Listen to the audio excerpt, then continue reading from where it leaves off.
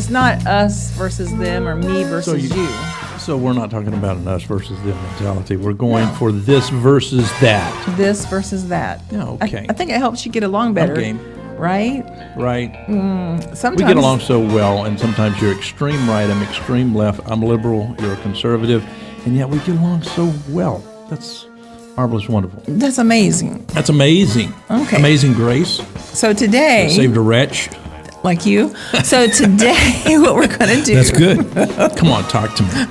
Get in that microphone. What we're going to do is trying to give you a little example of Give me an example of this versus that thing. what he has said. He didn't want Come to on, do it. Hillary, vote for me, baby. No. wasn't I don't doing know. I don't know about that.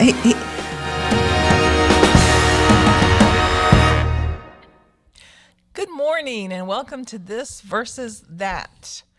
Pensacola, Florida, coming to you. And we have had one person die of coronavirus in our fair city. It's always Pensacola or, Florida or Texas. Just like we're going to just fall onto every trend. You know what I'm saying? That's true.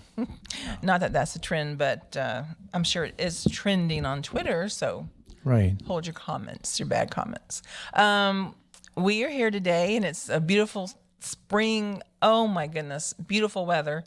It's almost a beach day if it wasn't so windy. Beach days are always good. Yeah, Yeah. absolutely. But when you come out of that Gulf of Mexico and it's windy in March, ooh, doggies, it's cold. We've done that a time or We two. have. We have pictures to back that up as well. Laying on the beach, you can't beat that. I mean, it doesn't matter whether it's cold. I mean, if you have a blanket or whatever. I mean, That's the true. beach really is quite relaxing. I mean, I would encourage everyone that is to Yeah. have that experience. Yeah, some of our most fun times were, I think, in March on the beach. Just beautiful Pensacola weather. But we have with this someone that doesn't have a beach in his backyard like we do. You talking about me? Yes, you. Hey, I do. I'd have to drive about an hour and a half, maybe 2 hours to get to the beach. So I don't have that advantage here. Well, in all reality, that's not that far of a drive for the beach. You know what I mean, Daryl? It's really, and you have beautiful lakes and Yeah, pine trees and all kind of stuff where you live. Beautiful stuff.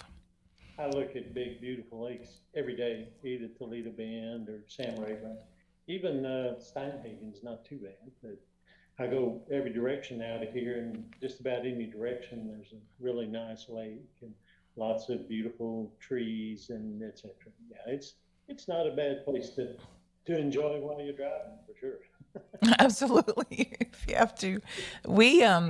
Our thing is, we have a bayou about, let's see, 1, 2, 3 blocks from us. And then the Gulf is, 2 miles, and this bay, I mean, it is gorgeous. Absolutely gorgeous here. So, when I see pictures on TV, and I know a lot of people like this type of, environment, but if it's real like dusty and you don't see anything but tumbleweeds, and I know, Daryl, you have family probably around those tumbleweeds, but I like things that are green and it smells good. You can smell the freshness, and I tell you what, Virginia has the best smell.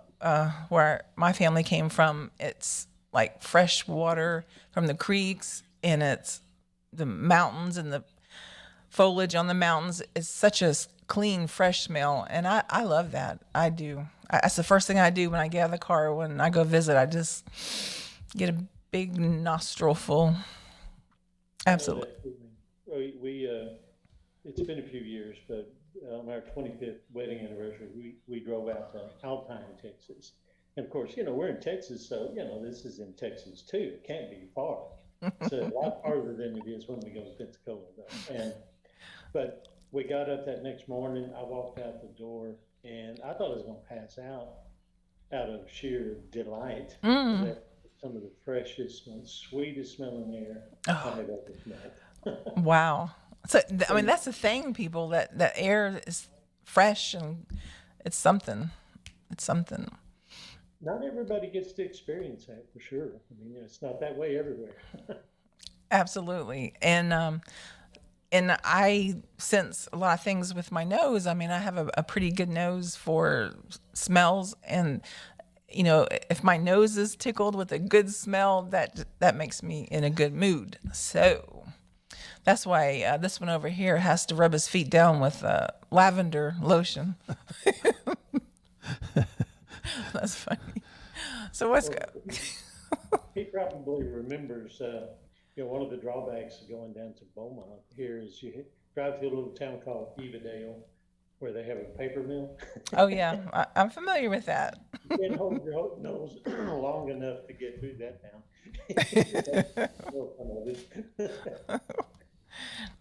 Good old Evadale. Oh man. Yeah. Reminds me of Stinkadina. Yeah. Yeah. What's your thing? You say that the people in Texas have given up, probably on the coast there, Houston and different areas. They've given up some natural resources so other people can drive to theirs. I've argued for many years that when you put your life on hold so that someone would be able to benefit, the person benefiting should be able to say, wow, you're taking on a lot of liability. And that's what I'm talking about. The state of Texas has certainly stepped up to the plate when it comes to supplying the demands, that is of the people. In other words, they have taken the risk. People have made a lot of money off of, oil production. But, you have the oil wells, obviously, and you have not just the oil wells, but you have the refineries. And along with those types of things that comes with a lot of liability. And so, as a kid, growing up on an island, when they had these big oil spills, it was tragic, but it wasn't anything like what you see today in the news when it comes to the tragedy of that. They simply brushed it to the side. But it wasn't like there was just one oil spill. There were spills and spills and spills upon spills. It was just overwhelmingly negative. In other words, I could take you up into Galveston Bay, up toward the Houston Ship Channel, and I can show you where it would be toxic for any animal, human being. And it was always that way. It wasn't like you could have things survive there. And so, those people on that particular coast, along with Louisiana, they have actually taken their blessings and said, hey, we're going to lose a lot by doing this. This is why I wasn't for some of these states fighting against a pipeline. Right. Because, these pipelines, if measured properly, the risk is if you're trucking things in, are you going to have more things spilled via trucks? Is it going to cost more? Is it going to consume a lot of the things that are polluting the air? Probably so. And so if you have a pipeline, is it likely that you will have a leak? Oh, yeah, but you're expecting some of the states, that is, to take all the liability, and you're not willing to take any of the liability, and you just want the goods. And that's so typical as to the way that our species functions. In other words, the providers are not really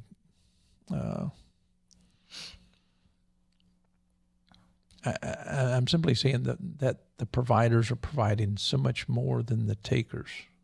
And so you have states like the state of Florida. This is a taking state. It says, let me stay beautiful. Our beaches are beautiful. Our water is beautiful. And we're going to make sure that Texas pays the price so that we can live abundantly. and Well, it does. They don't mind coming to Florida to enjoy this beautiful scenery they help. But it's at a great cost, because the people in Florida will not say, well, because you did all of this for us, come free. Oh no. Just ask Daryl and Tina to come visit, all of the resorts that we have here, and see if all of their meals and all of the luxury is paid for. It's not. But the state of Texas suffers greatly due to states that simply take, like the state of Florida. It takes advantage of the amenities that Texas has. Yeah, but really, let's be honest. Who would want to go like visit? The Houston, the bottom of Houston before all that happened. I mean, what did it? Well, let's be look fair. At our beautiful peninsula. I can remember the Bay there at Corpus Christi when I was a kid. It was just as emerald as anything that you would see here in Florida. Go out to Port Aransas and Padre Island, you've got better surf. You had the color of the water was just as majestic as what you see here. However, the sand is a different texture. Yeah. But that's true in That goes for Hawaii a lot. and elsewhere. Yeah, but, that's why I don't care about going to Hawaii. They're nasty sand. But it's been spoiled all my life as far as sand goes. Oh, I get that. Beautiful. I mean, the best beaches, that is, you can't beat our beaches, but, Padre Island, all of the islands that extend down into Mexico, all of those beaches have suffered simply because they are, in a sense, putting their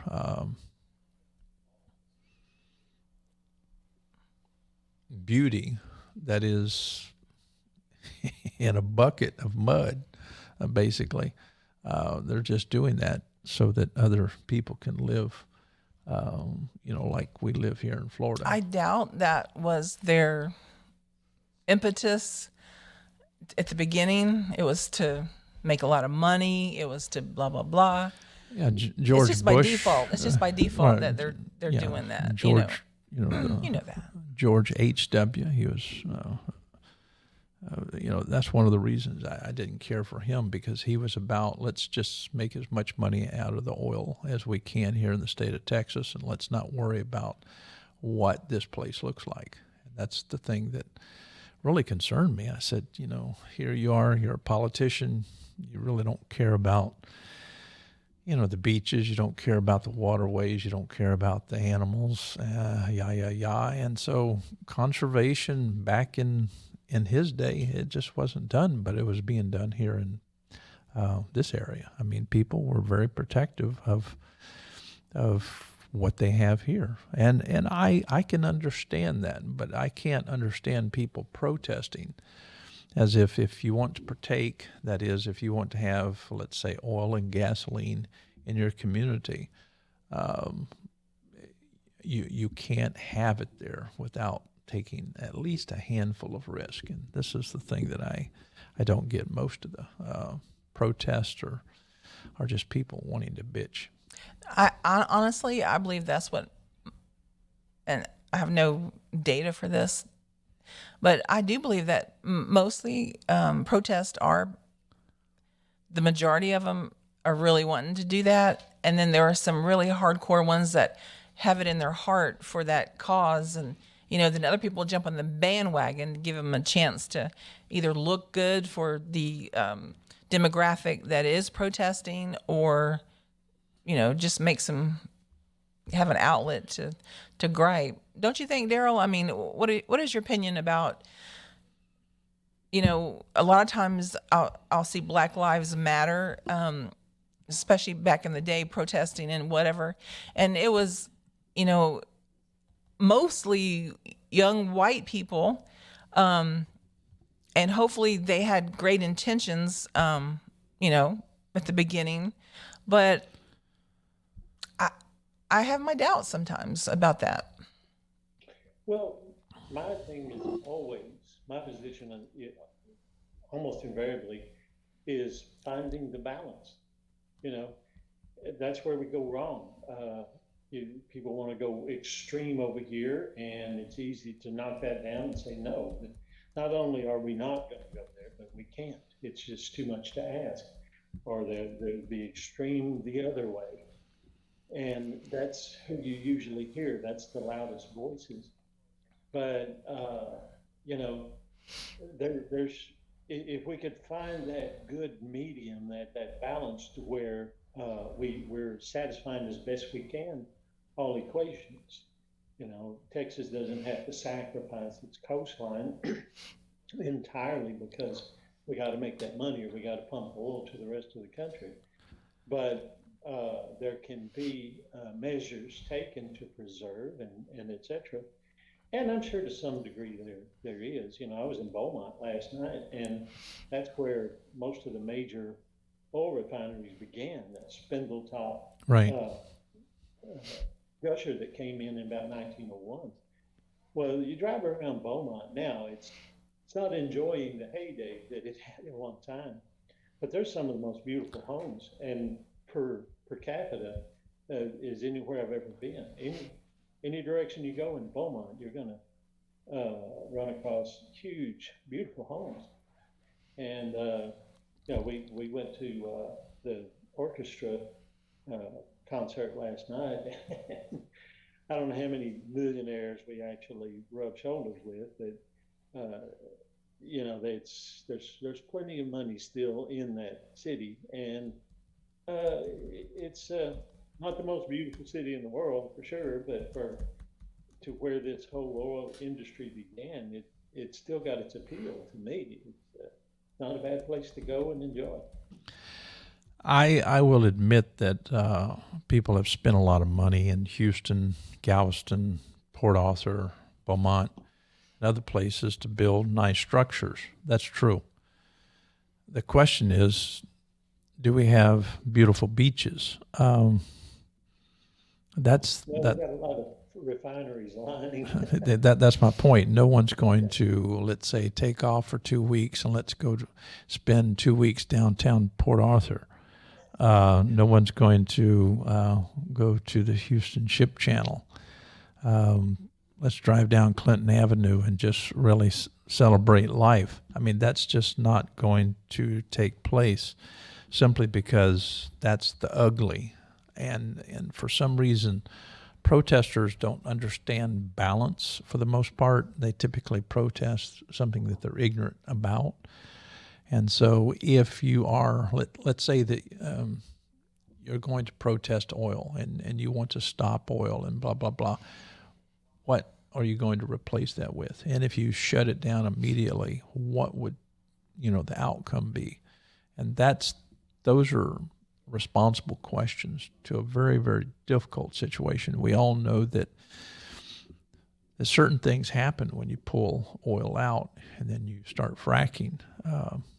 There are various arguments that can be made about climate change, and I'm one who supports the science, not the political rhetoric, because the political rhetoric is just not there. That's why when I met this gentleman the other day who was really all about climate change, I started asking that individual about the Arctic vortex and what was happening there. He didn't have a clue as to what the substance of the chat is about. He didn't know anything about sea levels and what determines sea levels. And what's happening today, we have a lot of people, they want to feel smart, they want to look smart, and so they clothe themselves. That is in the political rhetoric. They are against what's happening now with those people who are pushing back on climate change. But the term is being used more as branding rather than as substantive information. And so this is huge, and it should be being broadcast, that is, over the networks. But we have lost, that is, journalists who are actually speaking to the facts.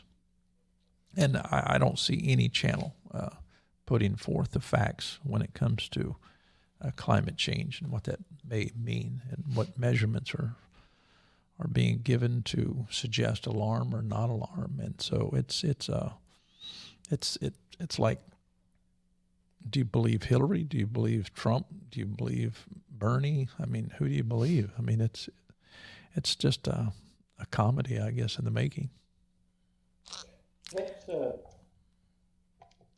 that makes me think of something that you've demonstrated to me over the years, Dr. Jones, and that is, field of expertise. It would be nice if we could just trust one another, but that trust has been violated so much that it's difficult to know who you actually can trust or who really does have the facts. But if everyone really concentrated on their field of expertise and put out the proper information and people would trust that, I think we could get a lot further down the road. And I think of what I've actually learned, and this is the example I'm using, about the biblical text and about what I have believed in the past and the changes that have taken place in my life.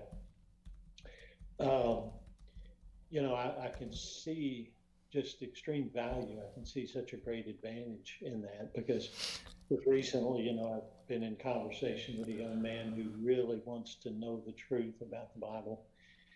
Been there, done that, and he feels like he's stumbled across it because he's found something that I guess suits his fancy. But knowing what I now know, it's difficult for me to say or not to say, look, your information is terrible. You're not going to stay here because it just won't hold up. But it's the value of getting to the core of people whose whole passion is about whatever they're researching. And if we could get that information, I think as a species, I'm talking about the human species, we could make better decisions. But there's such a mixed bag out there when it comes to anything that people are just guessing and end up going with what sounds good to them. Sure. And that's sad. It's tragic. Well, as far as, assimilating information that we find, let's just say on the internet or YouTube or whatever, I often find that information is suspect. I think it's possible that we're dumber than we ever have been. A lot of us, a lot of people, I'm probably dumber too, but a lot more people are, because they will read something and believe it 100%. And there's just so much misinformation on the internet. And I don't know, I think people are relying too much on places where they get false information or misinformation or not complete information. Don't you think? Like it's a. I agree. It's like when I talk about the Arctic vortex. I'm looking at some figures here that I can show to you, but unfortunately I can't show them on the internet. And that's the difference between 1 year as opposed to the next year. And if people understand that the means by which that is governed, and it goes left or right, has much to do with our magnetosphere and so on and so on. A lot of people would, get lost. So if I talk about, let's say, the troposphere and so on, other spheres within this biosphere, a lot of people would get lost. But it's not like this conversation is simple. That is True. As in what the politicians are saying. It's not found so much in that context at all. It does not have a framework to work within that. And I'm simply saying that those who have spent their lifetime actually studying, that is, X, Y, and Z in the context in which I speak, what they're talking about is typically misunderstood. And there's nothing that I like about misinformation, disinformation. And so what you hear from the politicians is certainly way, way off. They don't understand it. And I think educated people need to call out people like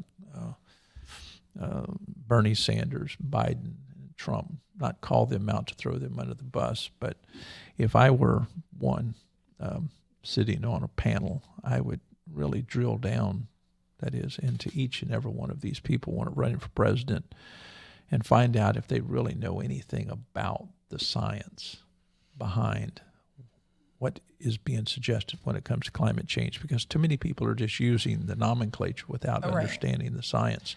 It's And what do you call it? It's it provokes a lot of emotion, a lot of Right. thoughts and feelings, and, Right. and a lot of anti or pro, and it is divisive to just throw it out there. He doesn't believe in climate change, or he thinks it's stupid.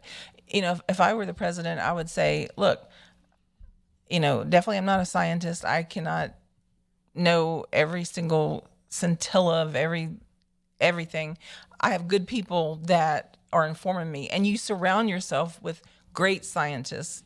How do we know somebody's a great scientist? Okay, but Well, there you here's an example. And I respect you completely. Are people calling out Trump on climate change? What I mean by calling Trump out on climate change, I would simply ask him a handful of questions. That is to see if he knows anything about it. And I would not throw him under the bus, nor would I throw Biden or Sanders or any of the rest of the people who have been running for the position of president here in this country. I would simply ask them questions that would determine that, hey, it's obvious that they don't understand what's there and not there when it comes to the science. And these people are making political moves. These people are not speaking about science in a way that coheres, let's say, with what scientists are saying. In other words, it typically takes a scientist to articulate something to the public that is about what is there when it comes to climate change. These politicians are not doing a very good job. And so they need to be at least honest enough to say, here's a scientist that I'm leaning on. I'm leaning on their interpretation of what's going on. And if they would do that, that would help people who are a little bit, they haven't had the training, let's say. Sure. I mean, And so it's fine. But the American people have been pushed to the point to where it's rare that you meet someone who will admit that they don't know anything about economy. I mean, it's as if everyone who votes is an economist. Everyone who votes is a scientist and really understands Sure. climate change. Right. Everyone who votes Is an understands. expert. Right. Yeah. No way. This is absurd. Sorry. No. The you're day not. that we can You're not. finally admit, you may have a background in this, but you don't have one in that. And so simply say, hey, these people over here sound like they're saying the right thing. And these politicians, they have no way of actually saying, oh, that politician is doing the right thing or blah, blah, blah. No, I They mean, have like, I disagree 110% with, because, all right, okay, NASA probably has a treasure trove of sound bites or data or things people can memorize. But if you think I think Joe Biden or Bernie Sanders or Donald Trump know how to explain climate change and can answer, scientific questions about that, no way. Come on. No way. None of the politicians Joe that we Biden, have currently running. sad to understand it. say, doesn't even know his name half the time. And it's sad. I don't even like him, but I feel sorry for him. I have empathy for him. I really do. It breaks my heart for him. He's tried to be a public servant in our country for a long time, maybe too long. I feel sorry for him, but the man cannot. There's no way they can even. Nobody can tell you that's running for president the scientific information behind climate change. Come on. The rhetoric. Really have time for that sort of thing. they don't have time for that sort of thing. That's an area where they should admit, look, I don't know much about this, but I'm going to gather the best researchers on it and let them debate it out. And I would like to see it done in public where anyone that was interested could possibly see who really does have good information and who doesn't. That's what it would take, not politicians arguing it. No, no, because you know why, Daryl? It's not a political subject. It shouldn't be. It should be. It's a scientific thing. It's people that have all kinds of background and just. There's no way these people know anything about climate change. Come on, man. Sorry. Okay, I think perhaps there's a bit of equivocation. What you're saying is Wait. Equivocation? Right. Me? Okay. No, Okay. I'm saying that you're trying to make a point, and I'm afraid that people will equivocate. Well, And let me see if I can make something clear. You're not stating that Trump and others are not listening to scientists. You're simply saying that they're probably not, they probably don't have a background that's established to where they could actually understand what people are saying about climate change. That's what you're saying. Yes, that's exactly what I'm saying. And I completely agree with exactly you. what And I'm so what these, what Trump does, what Biden does, what Sanders does, what other people do, that is from behind their pulpits, it would be best for all of them simply to say they don't know anything about climate change and they're just leaning on certain individuals. Right. In other words, that would actually get us into, let's say, a discussion. Well, Trump, if you're leaning on that particular scientist over there or those people over there that represent a group of scientists that suggest A instead of B, let's investigate that. And that's where investigative reporters could go, and they're not doing their job because these people are leaning on scientists. That is in their decision making. Now, Trump's the kind of guy, he will listen and then he will make a business decision because and I'm not defending Trump, but I'm simply suggesting what's obvious. He's simply saying, well, from a business point of view, let's not jump off the cliff here. And so that's much different than saying that he understands the science. I don't think that he has a clue as to what's going on. No. Nor do most of the politicians in Washington. And this is the problem. We have, as a nation, we have evolved far enough to where we need part of our,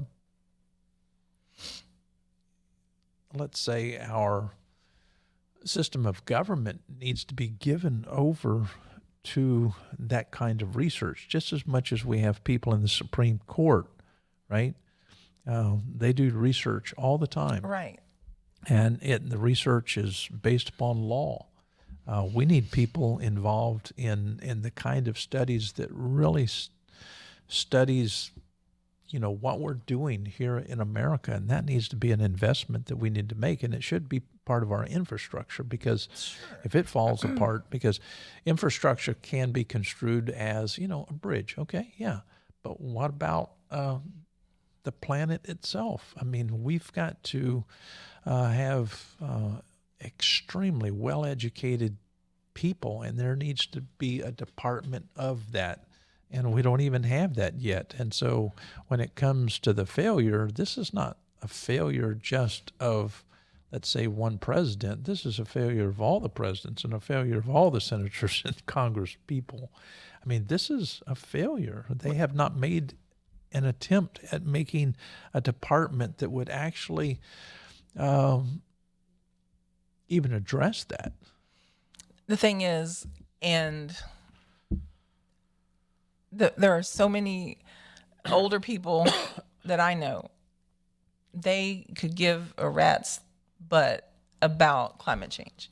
Usually that's not an older person's, you know, thing to hitch their wagon to. They have other concerns and whatever. They're older, you know, if they think about, you know, their families or their great people coming along, if they do, that's one thing. It's not a popular subject with old people. We have old not white.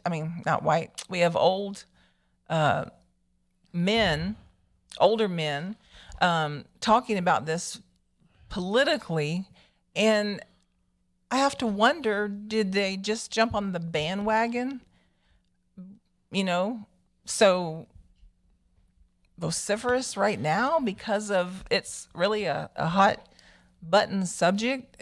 Do they just want to try to appear relevant? You know, I don't know. Well, let me ask a general question, and this just has to do with some of the comments that are coming in from Trump has suppressed the climate science. Where is the data that would suggest that he's suppressing the climate science? And then you stated, but Trump has regressed the situation. How has he regressed the situation? He's a politician. And I'm simply seeing that it doesn't matter whether you're a Democrat or a Republican in this conversation. It matters whether you know science or not. And I'm simply saying, and I would love anyone to come on this show and challenge me, show me someone in the Democratic Party or the Republican Party who is speaking coherently, that responsibly, and really knows their science, who knows anything about climate change. And so if people are in ignorance, and I think that Trump is very ignorant of climate, this type of science, and Biden is as well, Sanders is as well, and that's the point we're making. No one here is making the point that ignorant people make good decisions. We're simply saying that politicians who are ignorant of the science, they need to keep in step with real-time science. But that has been a fundamental problem, not just when it comes to climate, but that has been a fundamental problem in education itself here in America, because we're not keeping in step. When you look at the educational processes, whether it be in elementary school or middle school or high school, or whether it be in on a university level, what's happening there is a disaster. And that has a lot to do with, you know, what the Democrats are doing. And that has a lot to do with where Sanders wants to take education. He doesn't want to up the game.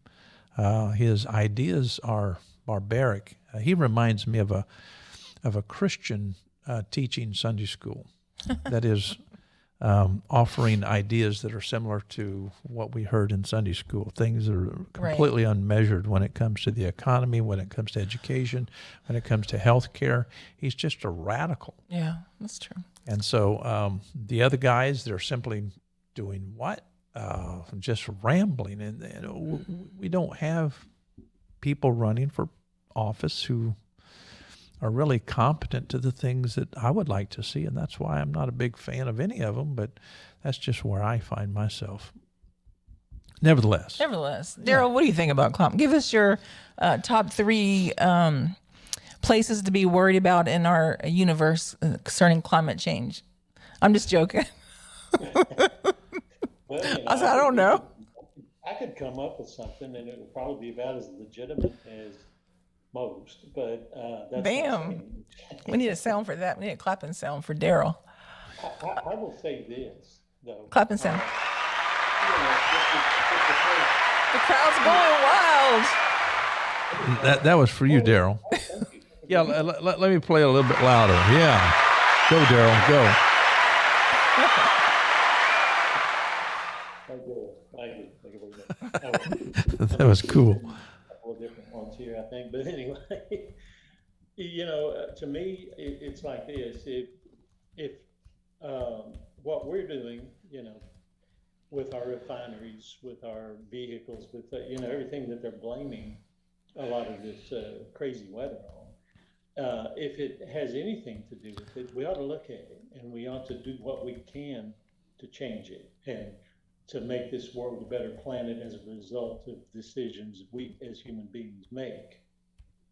But I think we need to be as honest and as scientific as far as the actual studies really prove or don't prove, to the point to where we will admit this is how much effect it has. So what we can do here should be enough to turn things around in that area.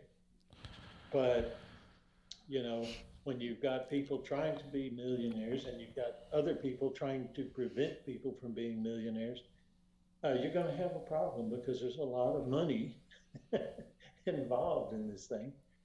And so it's complex. It's not as simple as let's just make a law that says you can't do this. Let's just shut down the refineries. Let's quit driving our cars.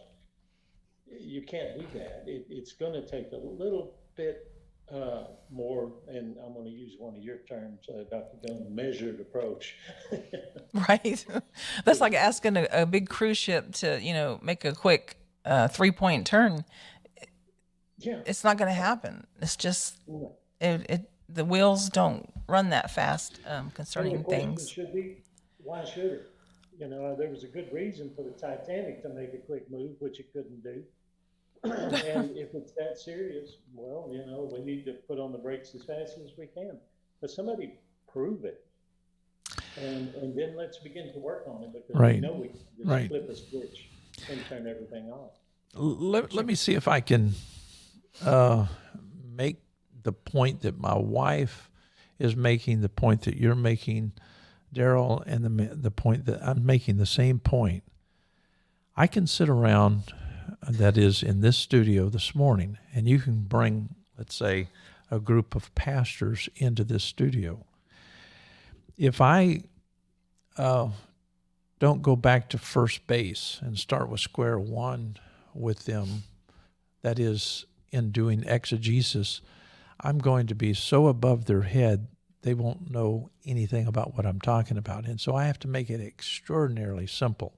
I was sitting down with people this week, and one of the things that frustrated them was they were not even aware of the things that I was talking about. So I had to go back and just share with them, some basics that you would assume that people who love the Bible would understand.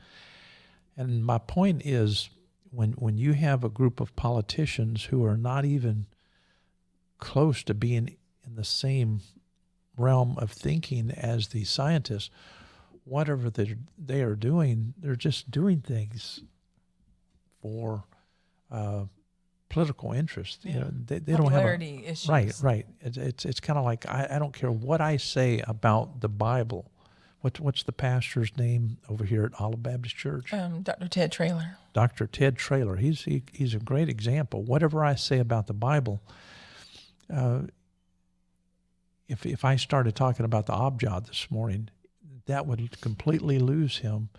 And by the time that he got over to his church, he would not minister on that, or would he ever minister on that, unless he spent, I would estimate, at least 5 to 10 years looking into that, simply because that's so foreign to him, that it would be, it would be like introducing something that you've never been aware. It's like learning a new language in a sense. And so when people who don't understand Spanish, when they're around Spanish speaking people and they're speaking, those people just feel like, okay, they're speaking another language. They don't have a clue as to what's going on. That's what we're saying here. We're not saying anything more than that. We're simply saying that just like people who don't understand another language, if you're around those language speakers and when they're speaking, you just feel foreign to that. And that's where Trump is. That's where Biden is. That's where Sanders is. They are foreign to what's going on within the scientific community when it comes to climate change.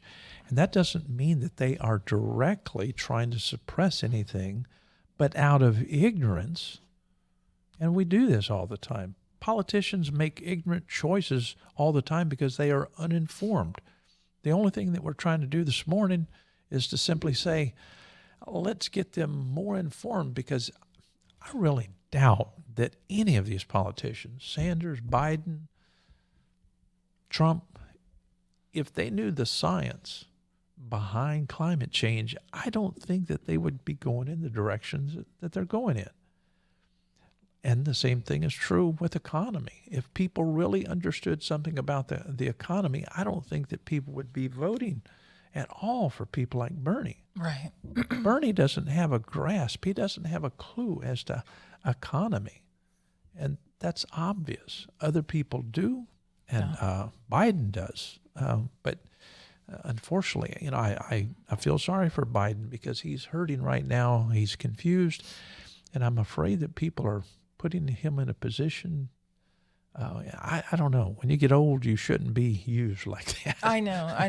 And I just cry every time I see it him. is You know, sad. this is my sister. Oh no, that's my wife. I mean, And like yesterday, he was people on are the just stump. laughing at It that. was And horrible. that's not And anything to laugh at. No, And it's so, not. No, it is no. not. So let's No, be it's not. kind. Yeah. And another thing about Joe Biden, I don't think this has anything to do with this stuttering, but he was a stutterer, and there were a lot of people in my family that were stutterers, and I was one.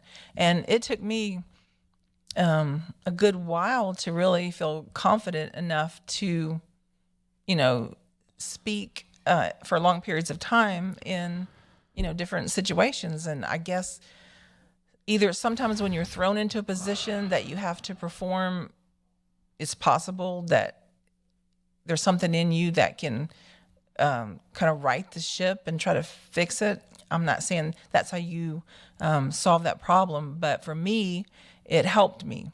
Right. And some people then they're too embarrassed to at least attempt to speak a lot in front of people because of their stuttering. And so I give, you know, Joe Biden, you know, definitely 2 thumbs up for forging a career out of speaking in front of people. And he is and was a stutterer. I think that's remarkable and takes a lot of guts. It really does. Well, you know what I was saying earlier, and I asked this person who wanted to go A to Z on climate change the other day because they were very much a Elizabeth Warren advocate. And when I started talking about the vortex, the polar vortex, they didn't realize that if you had, let's say, a volcano that erupted in the tropics, that it has something to do with, you know, what would happen with the vortex. So this year we have found it mostly in a positive, and when I say positive, people don't even understand the term positive within that framework. And so I have no expectation of a politician who comes my way to understand that. But when they don't understand, I would hope that they would say, I'm just not in the know. And that's good enough, right? Right. And that's what our politicians need to be encouraged to do.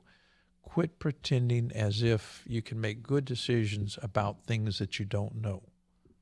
And that would be wonderful. And I don't know of any voter that would say, oh, yeah, I want my politician to lie to me, you know, about what they don't know. That doesn't make sense. But I think that politicians are pushed into places like they have to be know-it-alls. Any question that they're asked, oh, yeah, I'm aware of that. They're not aware of everything. And so that's why I don't like the gotcha questions. If you find someone who doesn't know enough about science, don't push them. Just be kind to them. And I think intellectual charity goes a long way. Hopefully that makes sense. But we're out of time, honey. And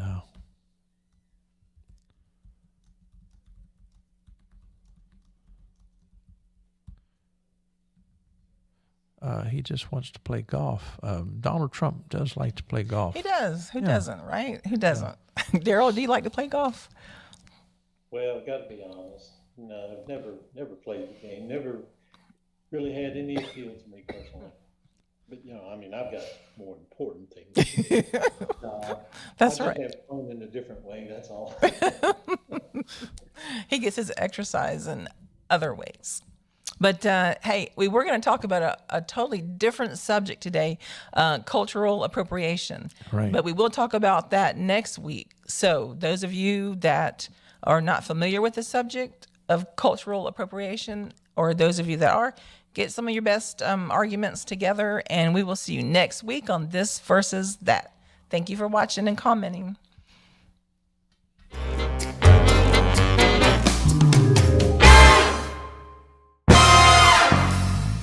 It's not us versus them or me versus you. So we're not talking about an us versus them mentality. We're going for this versus that. This versus that. Yeah, okay. I think it helps you get along better. game. Right? Right. Sometimes We get along so well, and sometimes you're extreme right, I'm extreme left, I'm liberal, you're a conservative, and yet we get along so well. That's marvelous, wonderful. That's amazing. That's amazing. Okay. Amazing grace. So today, Saved a wretch.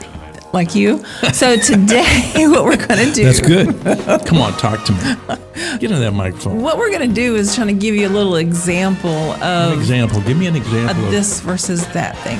would he have said, didn't want come to on, know. Hillary, vote for me, baby. No. No. No. wasn't I don't doing know. I don't know about that.